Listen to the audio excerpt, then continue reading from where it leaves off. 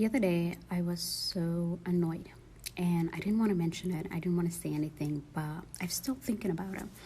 And I think it's like, what, 2 days later? So a cousin that I don't talk to much, that I don't really know, just called me out of the blue for some advice, because of COVID and everything. And I'm a teacher and I teach young people, And as we're talking, and I'm just, throwing out ideas about mental health and making sure to, be patient with the kids, and that this is, a big event in their life, she gets into the whole like, oh, I tell him to do this and to do that. And then one of the things that she apparently tells him is because, that they shouldn't fraternize or be friends with Il Mamado. So obviously you get the drift, right? And I'm like, listen, let me stop you know that my kid is black, right? I was like, you know that his father is African American. I was like, you know this, right?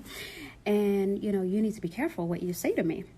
But she's like, oh, I knew that, but you mean it that way. And I was like, I don't know what you meant, but your up and coming, young adult child in this society is viewed as black. But go ahead and tell him not to fraternize with other black people and not to associate with black people. Although it's very obvious, your immigrant black Muslim child is viewed as a black person in this country. And you need to know the history of this country, and you need to know that you wouldn't if it wasn't for those black people, so like you need to not say things like that because it's ignorant and it's wrong.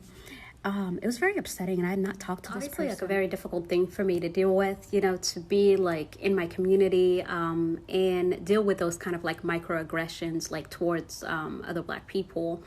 And because, I have a child at home who has heritage, with African Americans and black people, generally speaking, of which Somali people are also black. But I guess that's a conversation for another time, because I do not really want to get into the whole are Somali people's black.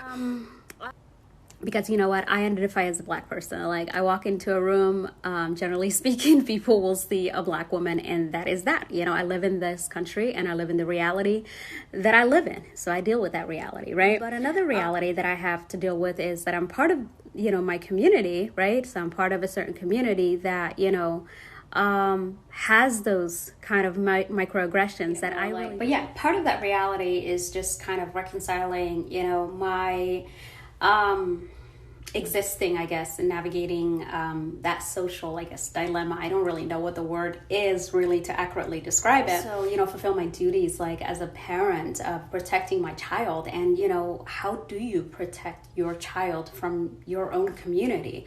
It's just a really difficult pill for me to swallow. It's just really difficult. And now that I'm reckoning with it more and more, when I was younger, I recognized that, and I purposely, just kind of stayed away, because I was like, I have to protect my child. Like my first loyalty is towards my child, and that's what I'm going to do as a parent. But as I got older, I was like, this isn't right. And people shouldn't just have to completely remove themselves from their community because of prejudice and stereotypes within their community that aren't being addressed. And